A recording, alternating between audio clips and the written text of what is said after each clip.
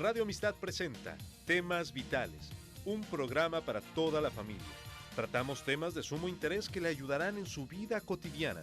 Compartimos principios bíblicos que serán de utilidad para que usted alcance su bienestar personal y familiar. Temas Vitales, con Dolly Martín.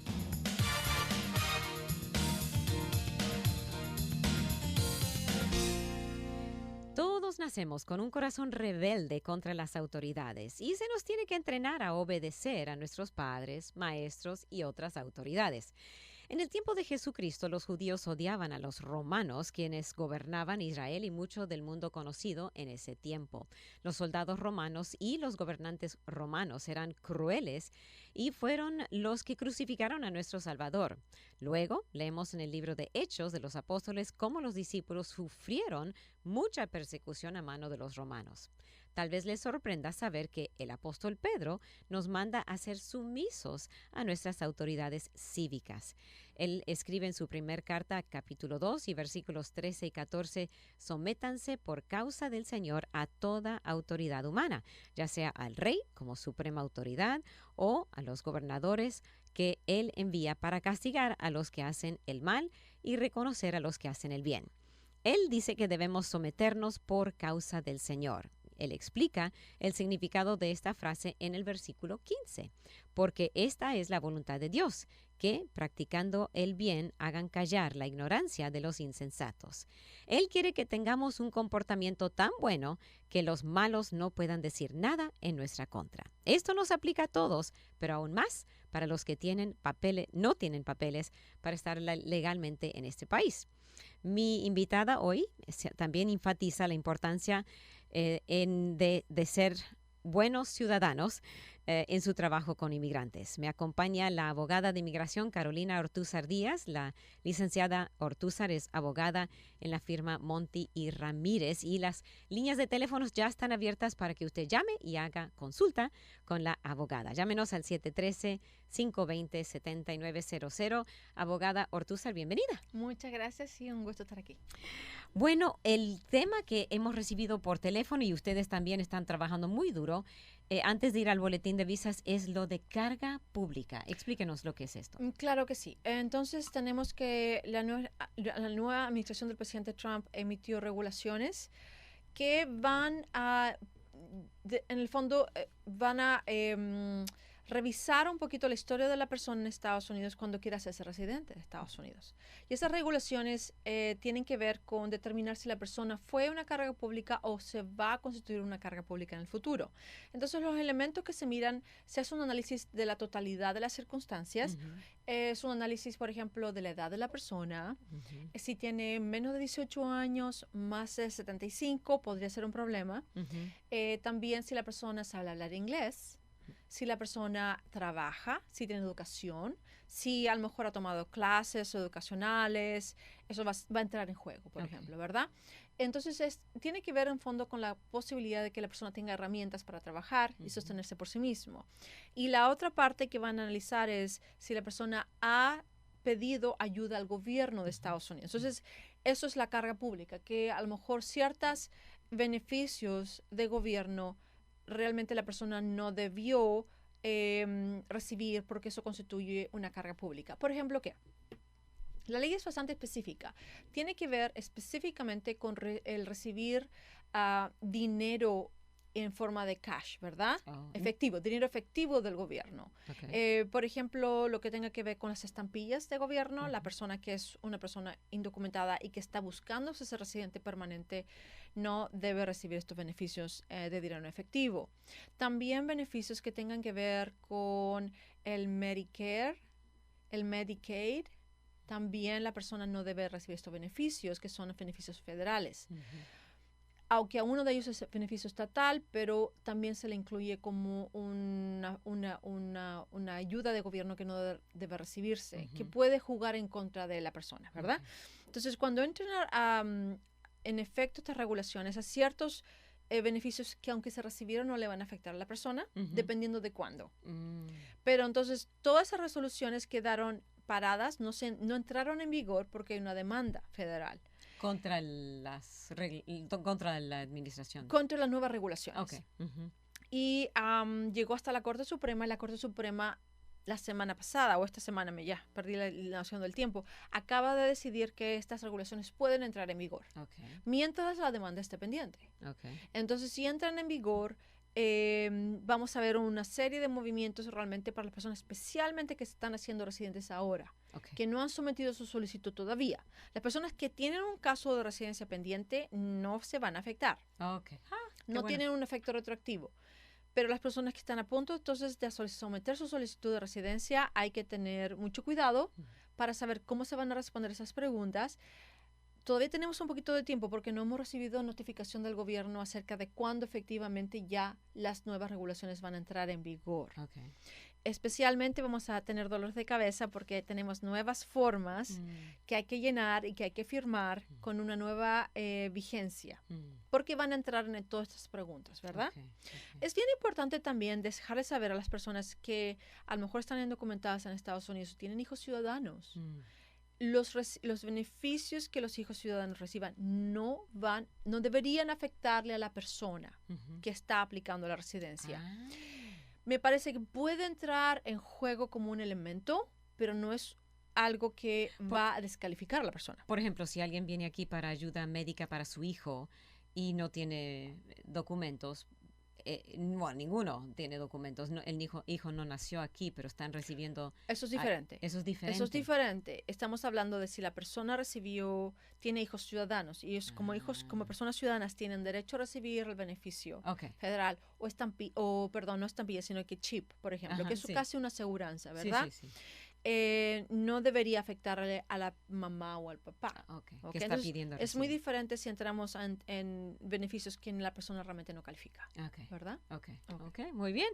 Ahora, yo sé que entrevisté hace poco a alguien que ustedes también participan en el servicio comunitario de Ripley House, donde dan ayuda. Ustedes también participan, le dan asesoría, pero eso no es ayuda del gobierno. Bueno, en este caso le ayudan a hacer sus income tax, su preparación de ingresos, taxes, y ustedes también sé que han ayudado. No, esas son organizaciones sin fines de lucro, pero cuando que no reciben ningún beneficio de federal. De federal, exacto. Esa es la parte clave. Federal. Entonces no importa si recibe ayuda, pero es la federal es la que del gobierno. Y claro, estamos hablando solamente de servicios de pagar impuestos, no es un beneficio que en el fondo tiene que ver con que la persona no trabaja.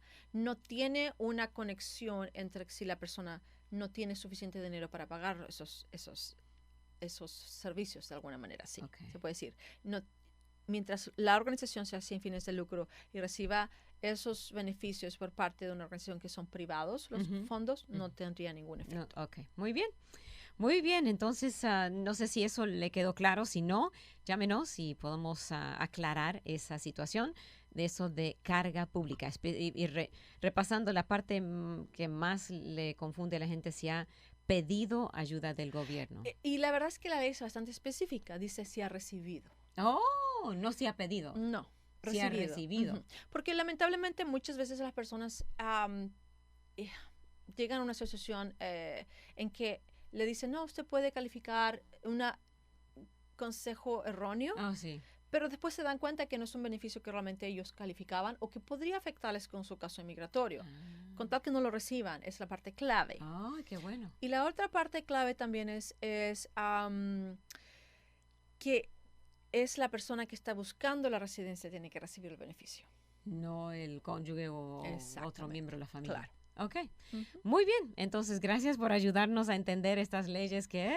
Pero lo bueno de esto es tratar de recordarle también a las personas que es un conjunto de elementos lo que se va a revisar con más profundidad, tal vez, ¿verdad?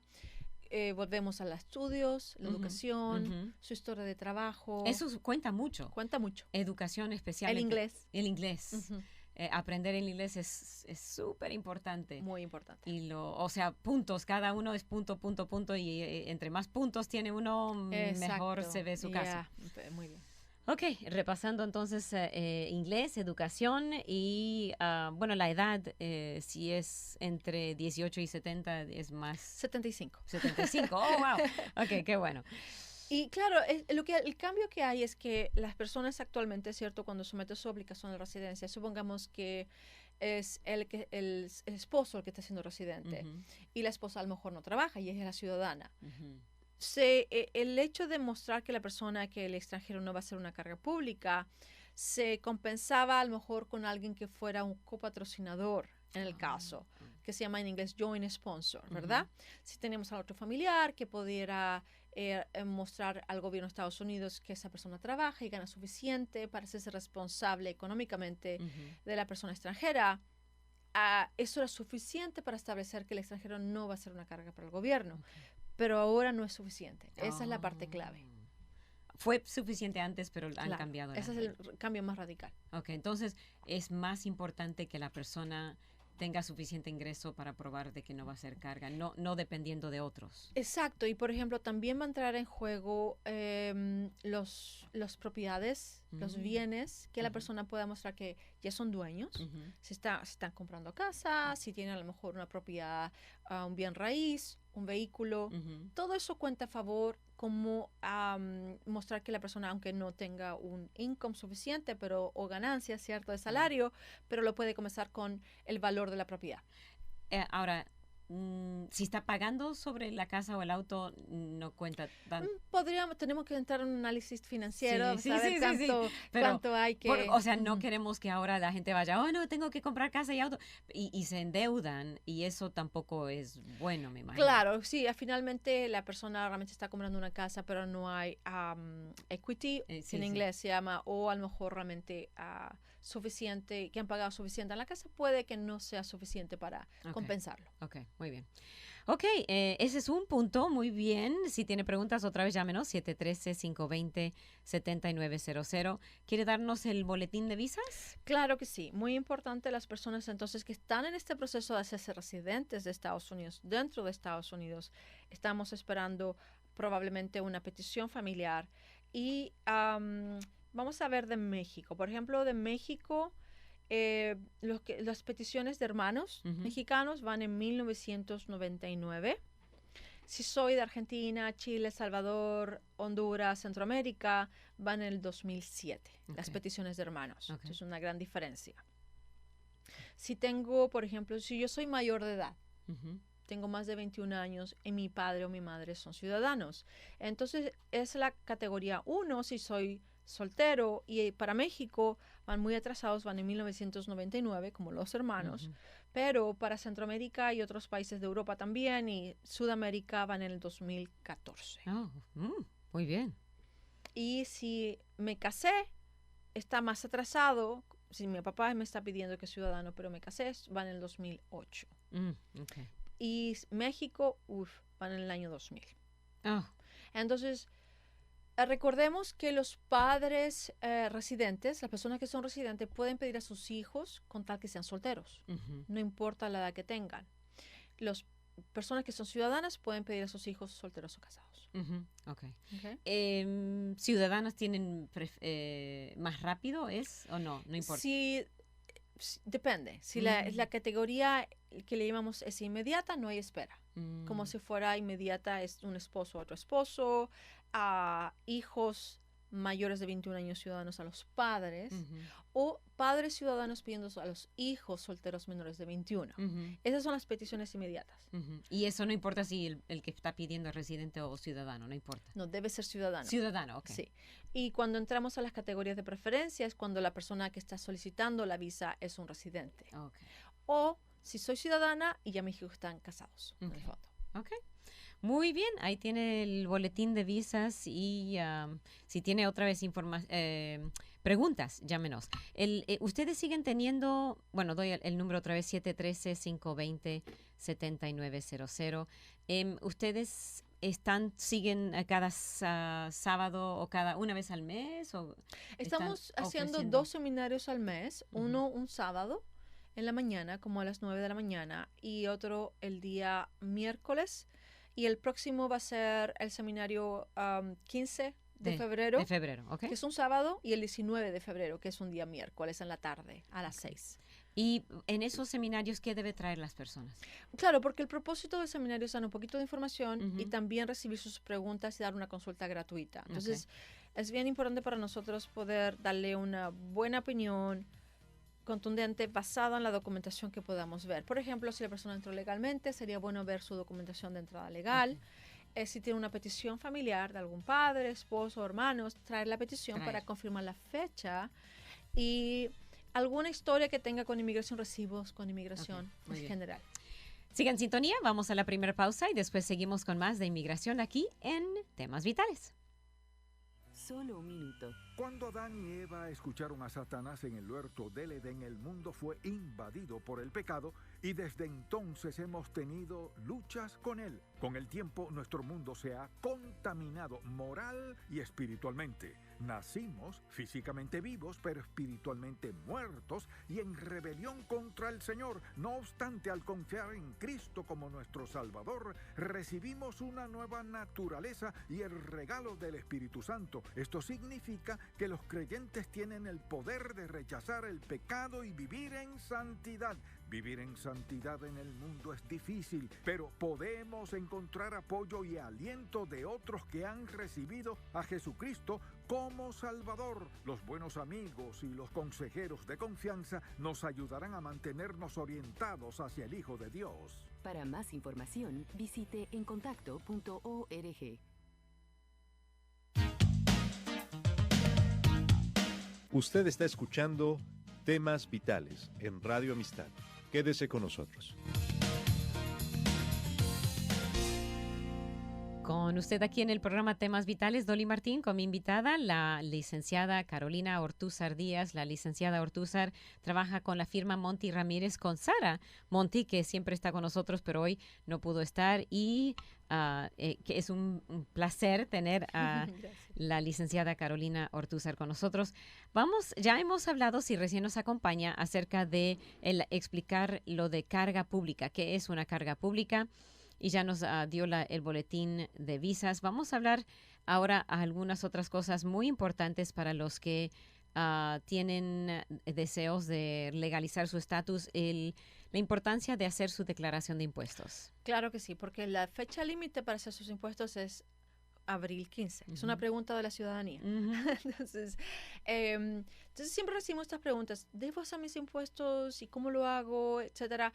La respuesta es sí. Claramente, la persona que está en Estados Unidos y tiene que declarar lo que ganó, debe declarar sus impuestos. Si la persona no tiene seguro social, puede sacar su número de identificación tributario para declarar impuestos. Y es un proceso que toma un poquito de tiempo. Me parece a mí que hay que hacerlo con la persona adecuada, no con un notario que tenga la confianza, porque para sacar su número de identificación, me parece a mí que tiene que mandar documentación original a la oficina de impuestos, al IRS, que es su pasaporte original, una documentación muy, muy importante, que no se puede perder o poner en manos de personas que no tengan escrúpulos y puedan realmente causar un daño en su historia crediticia, algún tipo de fraude, su información privada. Luego, ya cuando la persona tenga su declaración, su número de identificación, debe declarar sus impuestos. Y también los mitos son, bueno, a mí me pagan cash, debo todavía declarar mis impuestos o trabajé poquito.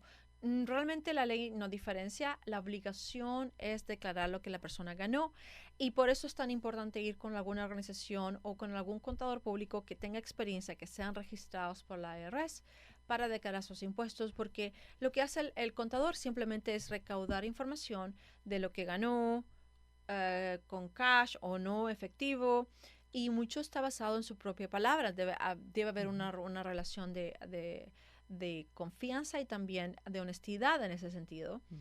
Y luego, y otras cosas que vemos que no nos gustan, por ejemplo, que cuando estoy revisando la declaración de impuestos de mi cliente, y ¿usted los revisa también? Bueno, los tengo que revisar porque si estoy con un juicio en un corte, el juez los va a revisar. Oh, wow.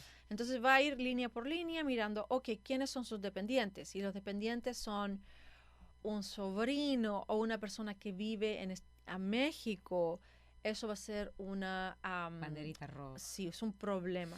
Porque el juez va a asumir que hubo fraude, que a lo mejor la persona incluyó a alguien que no debía en su declaración de impuestos y que recibió un crédito del IRS de impuestos que no debía. Entonces es dinero que no debió haber recibido como crédito o como cash. Entonces, por ejemplo, yo no soy experta en declaración de impuestos, ni siquiera hago los míos porque no me quiero meter problemas con el IRS. Pero, por ejemplo, claramente las personas que son dependientes en mi declaración de impuestos tienen que ser personas que vivan en general aquí en Estados Unidos, que vivan conmigo. Porque tengo que mostrar una relación de que dependen de mí económicamente. Entonces, y hay un porcentaje, no tiene que ser 100%, puede ser algún porcentaje. Y se fija, es bastante técnico, es una información que un notario público que no tiene la educación no va a poderle dar la información realmente que cómo prepararlo correctamente. Y también la otra pregunta es, ¿declaro mis impuestos como casada o como soltera o como jefe de mi hogar? Ya es una pregunta seria y crítica. Realmente la persona a lo mejor está casada y realmente por un mal consejo del notario le dice no, declare como soltera. Y si estamos haciendo, por ejemplo, un caso de residencia y vamos a someter esa declaración de impuestos, el oficial de inmigración va a mirar esa declaración de impuestos y va a decir por qué se declaró como soltero cuando está casado. Especialmente usamos esa evidencia como prueba del matrimonio y se necesita someter, ¿verdad? En la caso de residencia, pero tiene un efecto contraproductivo. Entonces, hay que revisar y tener a lo mejor un poquito de guía para ver quién le hace la declaración de impuestos. Muy importante, si la persona es detenida por cualquier razón, los jueces quieren ver que la persona declara impuestos también. La honestidad es algo que buena conducta moral es esencial. Ya, por eso el versículo que leí al principio, que el Señor quiere que no tengan nada en que decir, oh, hizo mal, que nuestra conducta sea intachable. Ahora, yo he entrevistado a la gente del servicio del Centro Comunitario Ripley. Ellos han sido entrenados por el gobierno y ellos voluntariamente hacen declaraciones de impuestos para personas de bajos ingresos, menos de $58,000 por año. Y si usted califica, llame al 211 y la operadora le va a poner en contacto con el centro comunitario más cercano a usted, donde le hacen declaraciones de impuestos para personas de bajos ingresos. Si no tiene bajos ingresos, entonces contrate a alguien que sepa para que se haga bien, porque esto puede... Ahora, si ya quemó los frijoles y está muy tarde y ya hizo fraude, o sea, mintió en años pasados. Ahora, ¿se pueden enmendar hasta 3 o 5 años? Así que eso sí se debe enmendar. Sí, tuve un caso de una persona que tuvo que enmendar hasta 10 años. ¿Y se puede? Él tuvo que hacerlo. Entonces, el problema es que a veces una persona que no tiene experiencia le va a decir no se puede, pero hay que hablar con un contador público, especialmente en esa situación donde hay muchos años en juego. Y el resultado de ese al final o todavía no sabe? Bueno, sí sé el resultado, muy costoso para mi cliente, pero valía la pena y esperemos que eso demuestre que al juez que él hizo un esfuerzo, porque estamos a punto de ganar el caso, excepto por ese detalle. Un detallito. Así es que estamos ahí sufriendo un poco... orando mucho. Sí, sufriendo un poco el problema económico, pero... vale la pena, es el costo para la residencia en el caso de mi cliente, ¿verdad? Sí, lo pierde. No. Y podríamos entonces, y la verdad es que el centro de Ripley hace un trabajo muy bueno. Creo que también saca su número del TIN number, que es un número de identificación personal para declarar impuestos. Están registrados por el IRS. Y si ellos se encuentran con un problema de contabilidad de impuestos que no pueden resolver, van a llamar a un contador público que resuelva el tema. No van a decirle, hágalo aquí porque a mí me parece. No. Exacto. Entonces, no, son entrenados y son certificados por el gobierno. Exacto. Eso es lo bueno. Entonces, hay que ir con gente que sabe. Y ahora es el momento, ¿verdad? Ahí estamos ahora desde enero hasta abril 15, tienen la posibilidad de declarar sus impuestos. Y si no se declaran a tiempo, se puede solicitar una extensión hasta octubre. Entonces, por ejemplo, para ser los ciudadanos, es extremadamente importante. Es una buena conducta moral. Y claro, por ejemplo, una vez tuve una persona que trabajaba mucho, la señora, residente, y trabajaba como independiente, le quitaban muchísimo dinero de sus impuestos. Wow. Entonces, tenía un acuerdo para pagarle al gobierno lo que le debía, ¿verdad? Y eso está correcto, eso está bien. Eso se muestra en inmigración, que la persona ha declarado sus impuestos y se le debe a la IRS. Entonces, con tal que demuestre que está al día en sus pagos, que hay un acuerdo de pago, es todo lo que se necesita. Ay, qué bueno. Entonces, más que nada, no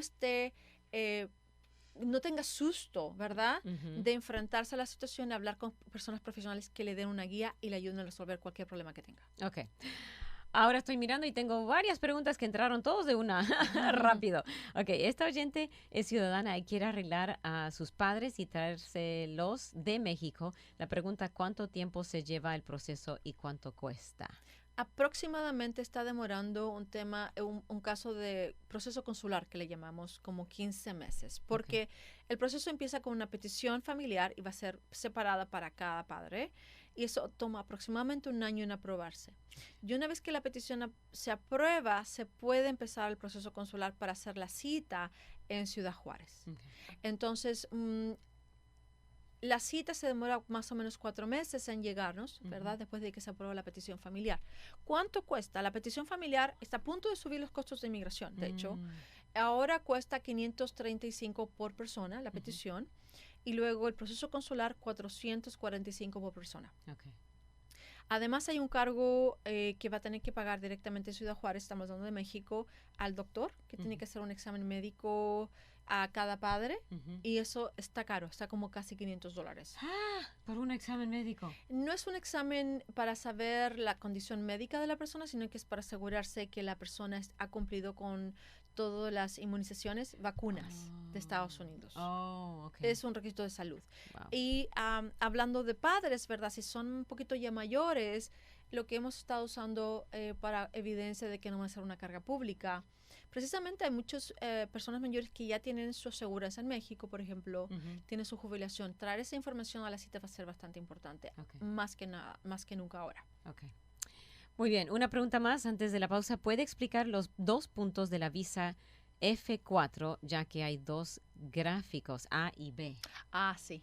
Hay uno que es A, que es la acción final, que se llama, que es el momento en que ya una visa está disponible y puedo hacerme residente inmediatamente, ¿verdad?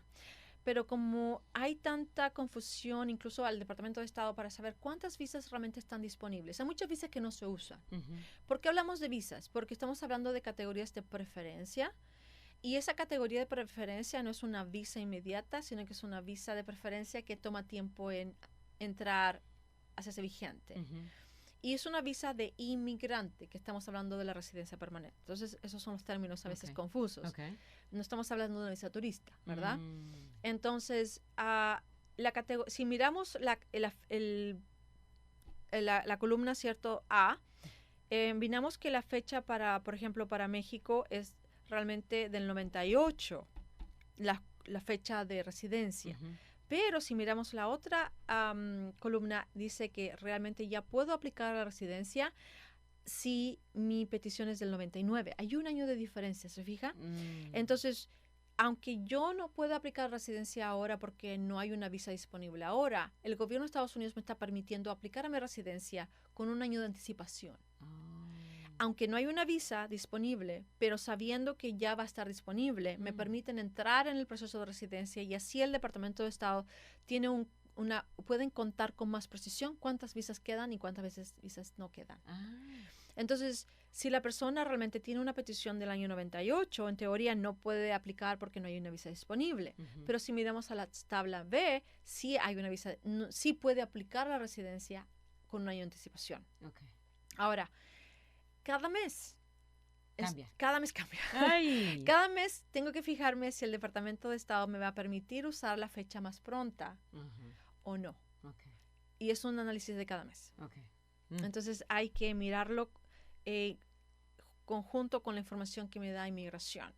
Entonces eso es una decisión mensual que se va dando. Muy bien, gracias por esa pregunta. Muy bien, las siguientes preguntas vamos a contestarlas después de esta pausa aquí en el programa Temas Vitales, pero aproveche, llámenos 713-520-7900 o también puede llamar si quiere hacer cita o si quiere ir Al seminario. al seminario. Es el 713-289-4546 que van a tener el 15 y el 19 de febrero Exacto. ahí en la oficina de Monti y Ramírez. Siga con nosotros para escuchar sus respuestas y comentarios en la segunda mitad del programa de Temas Vitales. Gracias por estar en sintonía.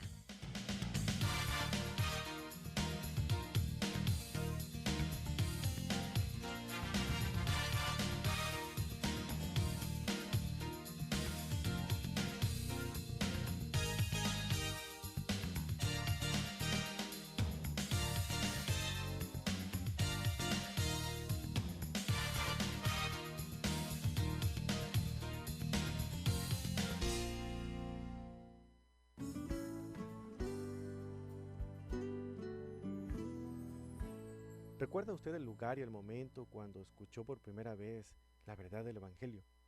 Yo sí me acuerdo. Fue en la universidad y fue cuando escuché a un joven llamado Gabriel, quien me hizo una pregunta muy desafiante. Él me preguntó que si yo muriera en ese día, estaba seguro de que iría al cielo. El Espíritu Santo me dio convicción de que no era así. No era salvo. Necesitaba el perdón de Dios. Oré y le pedí a Dios que cambiara mi vida. Le entregué mi vida a Cristo. Todo gracias a la palabra de Dios. Fue un momento muy especial para mí. ¿Y usted ya escuchó la verdad del Evangelio? ¿Por qué no lo hace en este momento? Confía en Cristo. Él cambiará su vida. Escuchó al pastor Carlos Zazueta con Vivencias, otro ministerio de visión para vivir.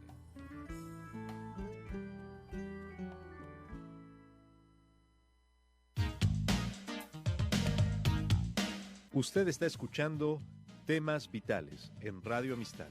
Quédese con nosotros.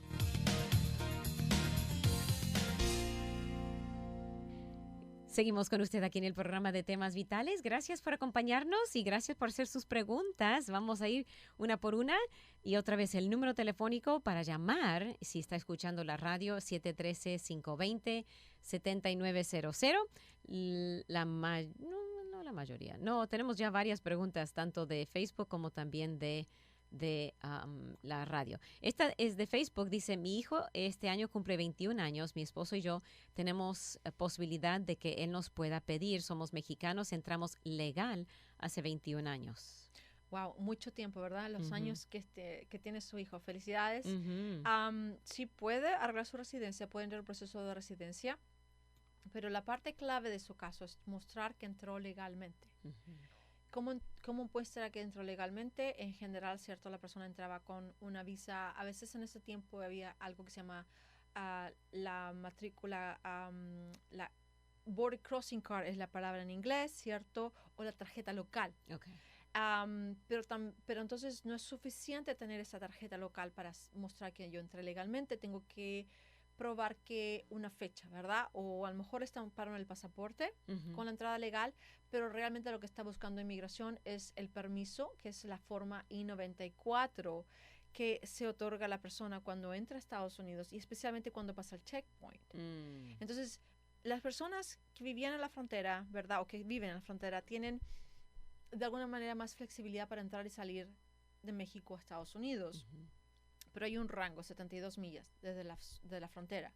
Entonces, cuando la persona ya quiere pasar esa frontera con el checkpoint, realmente lo que necesita es un permiso, una revisión más seria de su caso, ¿verdad?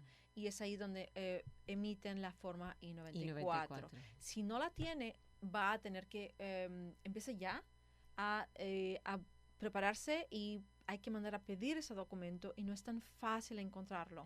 Demora tiempo, 4 o 6 meses, hay que pagar una forma que es el duplicado de la I-94 y esperemos que no haya regresado el permiso.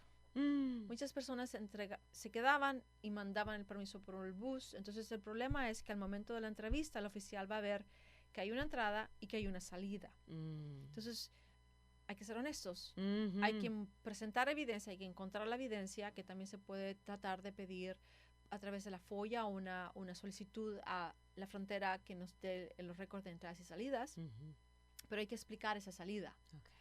Y entonces ahí entramos en la parte un poquito más compleja. Ok, bueno, esperamos pero que puede arreglar. Ya puede, la respuesta es sí. Ok, dice, su hija se casó con un ciudadano y arregló su residencia, pero después entró en proceso de divorcio. Ahora no se van a divorciar. ¿Puede haberle afectado el proceso de divorcio su ciudadanía ahora? No, la verdad que no. Para hacerse ciudadana a los 3 años es porque está viviendo todavía y tiene una relación de matrimonio con su esposo. Si eso es verdadero, no hay que temerle al pasado. Y la verdad, si eso comprueba que el matrimonio es verdadero, porque hay problemas en el matrimonio, ¿verdad? Sí. Entonces eso está bueno. Los problemas en el matrimonio, que hubo reconciliación, es normal. Ajá. Y no, con tal que no haya un divorcio, realmente no va a haber un problema. Qué bueno. Gracias por hacer esa pregunta y le felicitamos que no se va a divorciar. Un oyente quiere saber si al hacerse ciudadano puede influir la ayuda que recibió por el huracán Harvey. ¿Pudiera explicar más al respecto? Qué buena pregunta, porque el tema esto de la carga pública no le va a afectar a las personas que se están haciendo ciudadanas. Okay. Es solo para las personas que están buscando ser residentes. Okay. Ahora, la parte clave es esta. Si bajo estas nuevas regulaciones la persona se hace residente, ¿verdad? Ahorita, ¿verdad? Bajo las nuevas regulaciones.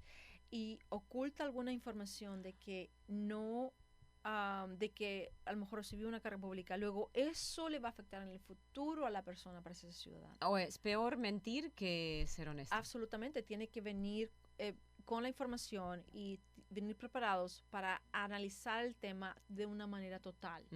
Muchas personas también reciben ayuda de emergencia, eso no cuenta, por ejemplo, también, ¿verdad? No, tampoco. A lo mejor la persona también recibió ayuda mientras estaba embarazada, tampoco va a contar. Entonces hay que ir con detalle para saber exactamente, realmente qué es lo que le afecta. Entonces es un poquito técnico. Lo importante es honestidad. Claro. Honestidad. Muy bien. Un oyente dice que ella quiere hacerse ciudadana, tiene 53 años de edad y 19 años de residencia. El próximo año califica para hacer el examen en español. ¿Cuándo debe aplicar para poder hacer el examen en español? Ok, le falta un poquito. Porque puede tener 50 años de edad, pero necesita 20 años como residente. Puede hacerlo... Sí, ella dice 19 años de residente y el próximo año va a cumplir 20. Ok, a los 20 sí puede. Sí, ok, entonces... No puede antes. Tiene que esperar a tener los 20 años y al otro día manda la solicitud de ciudadanía. Ok, muy bien. Un saludo, Manda. Quiero saber si se debe incluir a una persona mayor de edad en los impuestos como un dependiente. Bueno, eso... y claro, debe hacer esa pregunta a su contador. En general, hay un análisis de que si la persona realmente vive con usted y cuánto porcentaje de lo que esa persona recibe usted le está apoyando. Eso es lo que tiene que mostrar. Pero esa es una pregunta para una...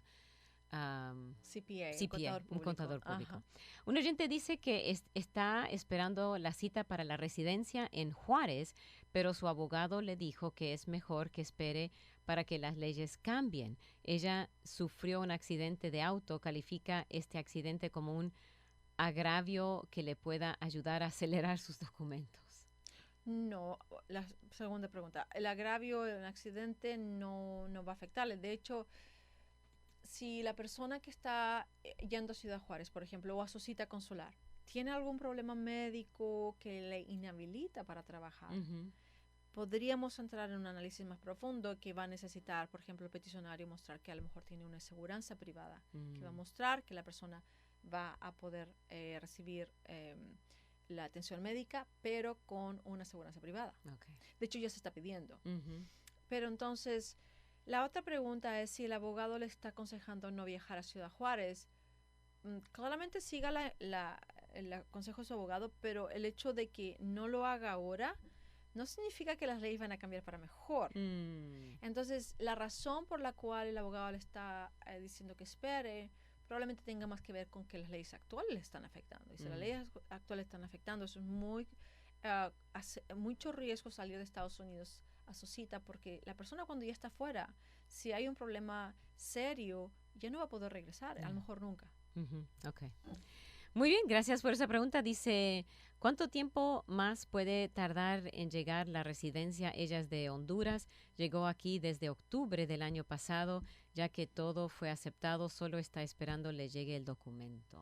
Ok, eso es, una vez que la persona se presenta a su cita consular, que me imagino que fue a Honduras, me parece, entró a Estados Unidos. Cuando la persona entra a Estados Unidos es cuando se hace residente permanente. Y le entregan su pasaporte visado y eso dura 1 año, pero la persona tiene que hacer un pago de la residencia. Se hace electrónicamente de $225. Si hizo el pago, puede con esa información tratar de saber dónde está la tarjeta de residencia. Si ha pasado más de 1 mes desde que hizo el pago, no me huele bien. Ahora a lo mejor nunca hizo el pago, nunca le va a llegar la tarjeta de residencia. Tiene que hacer el pago. Tiene que hacer el pago. Si lo hizo, sería bueno mirar esa información. Puede llamar al 1-800 de Customer Service que está en su documentación de la residencia, o puede ir en línea a www.uscis.gov, donde está el teléfono donde puede llamar con su información para saber dónde está su tarjeta de residencia. Y la otra es si se cambió de dirección. Si se cambió de dirección, puede que le haya llegado su tarjeta de residencia, y si no hizo el cambio de dirección, va a tener que mandar a pedir otra. Ok, muy bien. Gracias. Estamos bajo el 245. ¿Y cuánto es el dinero que un hijo debe demostrar que gana cuando ella nos pida? Y todo depende de la declaración de impuestos. Por ejemplo, si mi hijo trabaja y es soltero y no tiene dependientes en sus impuestos, ¿verdad? Y me está pidiendo a mí, se cuenta él y la mamá, entonces aproximadamente tiene que ganar como 21,500, casi los 22,000 al año, el hijo. Okay. Si el hijo está casado y tiene 2 hijos, ¿cuánto vale el hijo, la esposa, los 2 hijos, más la beneficiaria, la mamá? Son 5 personas, ahí tiene que ganar casi $36,000 al año. Okay. Entonces, el análisis depende de cuántos dependientes tenga el hijo en sus impuestos. Okay. Si el hijo no gana suficiente, puede usar a un copatrocinador. Okay. Muy bien. Dice, tengo mi residencia y quiero saber si me puede afectar cuando quiera aplicar para la ciudadanía si mis hijos tienen Medicaid. No, me imagino que los hijos son ciudadanos. No El análisis de la carga legal no le va a impactar al momento de la ciudadanía. Okay. Es solamente al momento de la tarjeta de residencia. Okay. Dice, pregunta, mi hijo está por cumplir 21 años. Yo entré con visa de turista, pero mi esposo entró de manera ilegal y muy espeso ni es de él, no sé qué es. Papá de mi hijo, pero ellos siempre se han visto como padre-hijo, o sea, no es responsable. ¿Me podría arreglar por medio de mi hijo también? Él podría, el esposo de ella que no es padre no es el papá legal. Bueno. Claro, cuando tenemos esta relación de stepfather, stepchild, ¿verdad? Entonces el hijo puede pedir al padrastro, que suena feo en español, con tal que el matrimonio entre la mamá y el padrastro se haya hecho antes de que el joven tuviera 18 años, ¿verdad? Entonces, si el hijo tiene 21, puede pedir a la mamá. Si el hijo tiene 21, puede pedir al padrastro, con tal que el matrimonio se efectúe antes de los 18 años del joven. Okay. Pero la diferencia es que si ella entró legalmente, ella puede arreglar aquí. Si el esposo de esta señora, que es el padrastro, no entró legalmente, va a él tener que salir a Ciudad Juárez, si es de México, o a su país de origen para su cita. Entonces la estrategia es hacer residente a la mamá primero, la esposa, y luego al mismo tiempo someter una petición familiar para el papá, pero él tendría que esperar que la esposa sea residente para que él califique para el perdón, para regresar a Estados Unidos legalmente. Okay. Muy bien. Eso es un proyecto de familia. Sí, toda la familia. Sí. Dice, la mamá ciudadana pidió a su hijo que vive en Guatemala y está casado. ¿Cuánto tiempo tarda para esta visa para residencia? Claro, entonces estamos hablando de una mamá ciudadana pidiendo a un hijo casado, ¿verdad? De Guatemala. Esa es la categoría tercera, va en el año 2008. Okay. Entonces, lo importante de esa visa es que la petición de la mamá ciudadana al hijo también incluye a la esposa del hijo y a los hijos menores de 21 años al momento de que la visa se haga vigente, entonces ellos también pueden entrar con tal que tengan menos de 21 años y sean solteros, los nietos. Okay. Wow. Ahí entran. Muy bien, esta pregunta la voy a leer y después de la pausa la contestamos. Dice, está pidiendo a la cuñada, pero le pidieron una carta donde mencione la fecha en la que entró a este país y la quieren firmada por la hermana que la está pidiendo como testigo. La pregunta es si significa esa carta si no compromete en algo a ellos. Okay. Respondemos después. La respondemos después de la pausa. Siga en sintonía del programa de Temas Vitales. En el último segmento, si no ha llegado su pregunta, llámenos. Y el número es 713-520-7900. Mi invitada, la licenciada abogada de inmigración Carolina Ortúzar Díaz, de la firma Monti y Ramírez.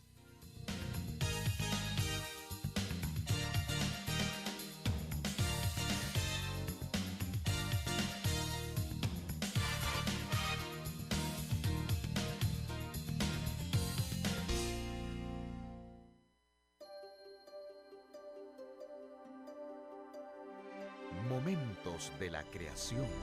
En 1980, el monte St. Helens explotó con una fuerza increíble, dejando una cicatriz estéril y árida sobre la faz de la Tierra.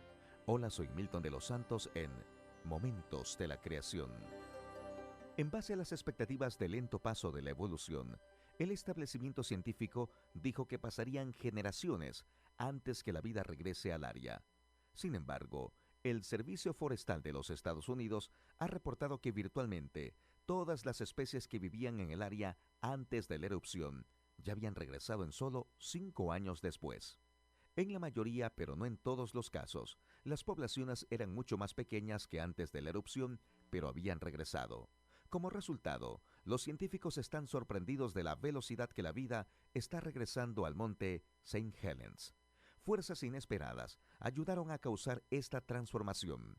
Por ejemplo, mientras las ardillas terrestres cavaban túneles, mezclaban la tierra en la capa superior de la ceniza volcánica.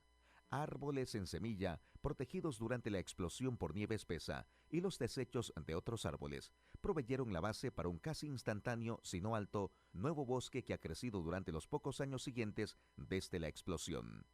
El retorno de la vida al monte St. Helens muestra que las ideas comúnmente aceptadas acerca de cuánto tiempo toma que la vida se establezca nuevamente necesitan ser modificadas hacia abajo drásticamente. Y este hecho nos ayuda a mostrar que las afirmaciones de la Biblia de una tierra joven no son para nada increíbles.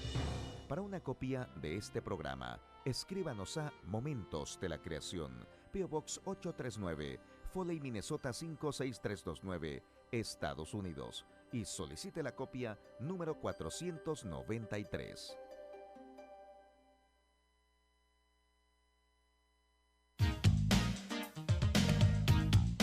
Usted está escuchando Temas Vitales en Radio Amistad. Quédese con nosotros. Con usted aquí en el último segmento. Se nos ha ido la hora rápido contestando sus preguntas de inmigración. Gracias por acompañarnos. No se olvide, si no llegamos a su pregunta, puede llamar y hacer cita con la firma Monti y Ramírez, donde tienen el próximo seminario el 15 de febrero gratis y el 19 de febrero también. El número es 713-289-4546. Ya leí la pregunta, la respuesta es... Claro, entonces estamos hablando de que la persona va a declarar, prestar un testimonio por escrito para confirmar una fecha de entrada, pero la parte tal vez que podría afectarle a esta persona es las circunstancias de la entrada. Lo que estoy mirando es a lo mejor una posible situación en que la persona que tiene que hacer la carta ayudó a traer a alguien ilegalmente a Estados Unidos. A lo mejor no, a lo mejor simplemente venían juntas en el bus. Va a depender un poquito de las circunstancias del caso para poder determinar si le puede afectar. Y lo que estoy pensando es eso, ¿verdad?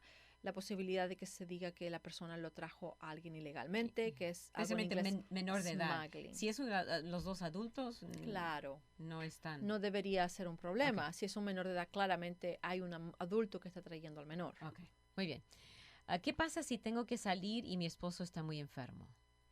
Es muy serio. La verdad es que la ley es un poquito estricta, pero si su esposo ciudadano le está pidiendo, usted puede aplicar un perdón provisional. ¿Qué significa eso? Significa que va a solicitar un perdón por haber estado aquí indocumentada antes de salir a la cita.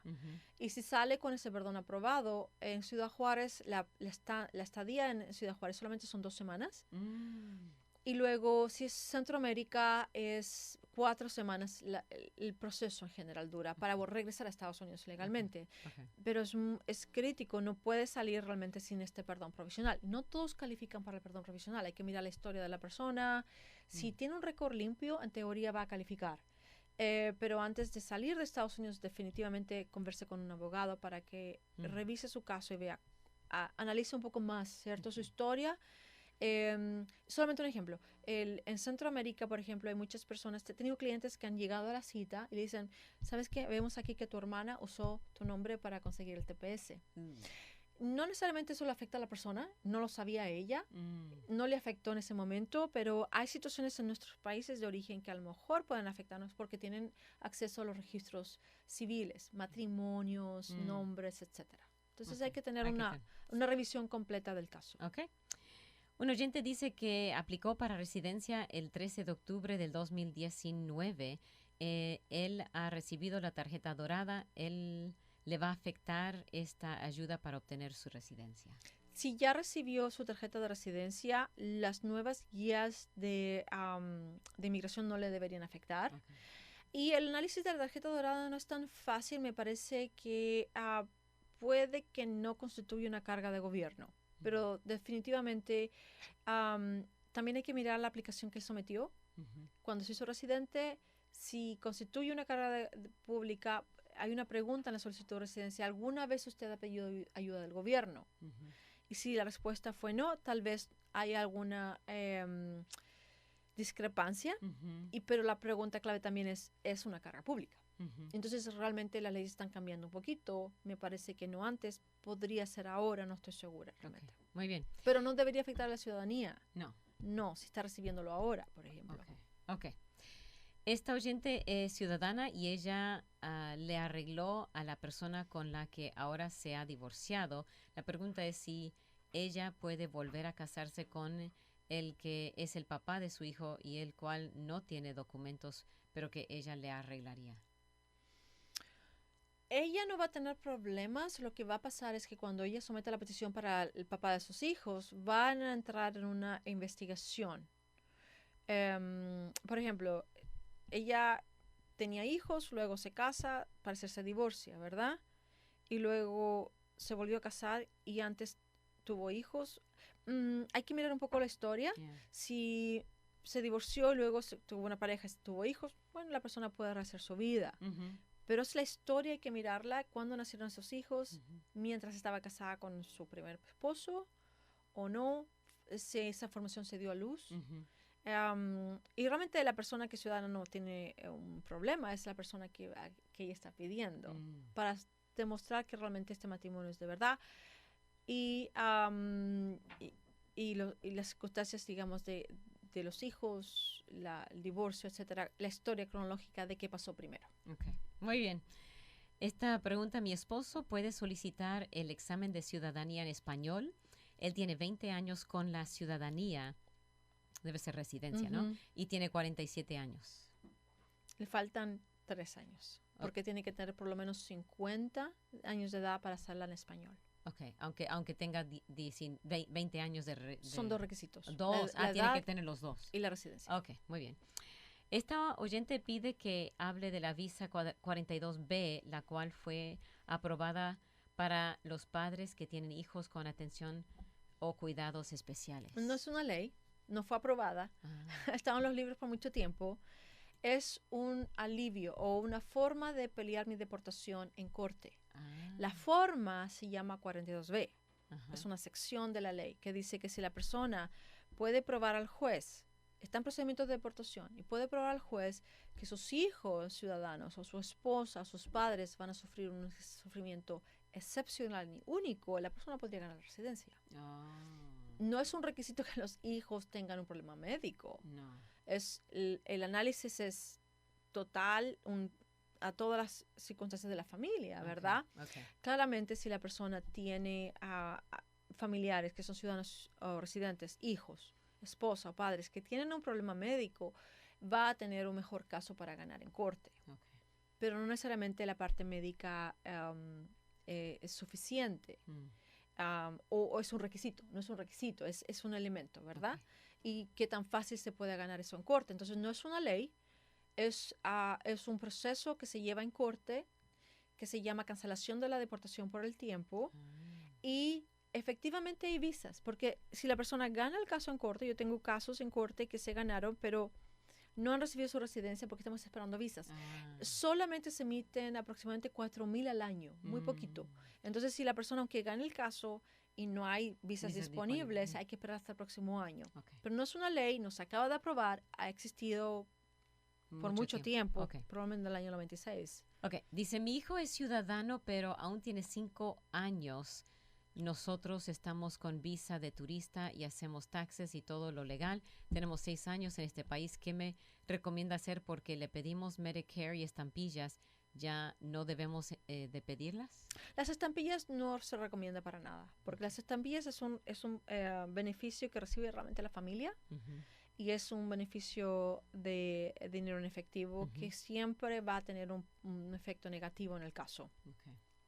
Los niños que son ciudadanos pueden recibir ciertos beneficios de Medicare, Medicaid. Probablemente al menor le va a afectar a que él haya recibido sus beneficios. Indirectamente a la familia, no lo recomiendo. Generalmente lo que recomendaríamos en estos momentos, especialmente que va a cambiar la ley, es algún seguro de salud privado. Y también hay clínicas que dan servicios a bajo costo, muy bajo, ¿verdad? Costo. Yeah, es mejor. Exactamente. CHIP, de hecho, podría ser una vía. No estoy segura si niños que no son residentes ciudadanos califican. Bueno. Entonces hay que proveer la información como sea correcta y verdadera. Perdón, me dijo que el niño sí es ciudadano, ¿verdad? Ya se nos fue que la tiene hora. 6 años. Tiene 5 años. Y es ciudadano. Entonces el niño sí tiene los derechos a pedir Medicare. Perdón. Ok. Esto ya se nos fue la hora. 30 segundos. Bueno, disculpe, pero va a tener que llamar a la oficina de... y del preso. ¿Hay alguna... nuevas leyes para los presos? Nos escribió de Love Lady. Sí, una persona que está detenida y al parecer hay una información de que hay nuevas leyes de los crímenes en Texas. La verdad es que no hay un cambio radical en temas de inmigración, al contrario. Ahora, por ejemplo, si la persona tiene 2 ofensas de manejar bajo el estado del alcohol, es una presunción de que tiene mala conducta moral. Entonces, todo lo que tenga que ver con drogas, alcohol, abusos, violencia, ofensas, violencia doméstica, va a afectarle negativamente su caso. Okay. No hay nada nuevo para... No. Okay. Gracias por llamar, escribir, y el Señor le bendiga muy ricamente. Gracias. Licenciada. Hasta la próxima vez. Gracias por escuchar y participar en Temas Vitales. Si desea una copia del programa, visite la página web radioamistad.net, radioamistad.net, o escríbanos al 2424 South Boulevard, Houston, Texas 77098. 2424 South Boulevard, Houston, Texas 77098. Nuestro correo electrónico es amistad@radioamistad.net, amistad@radioamistad.net, o llámenos al 713-520-7900, 713-520-7900. Vuelva a sintonizarnos, porque siempre habrá temas vitales.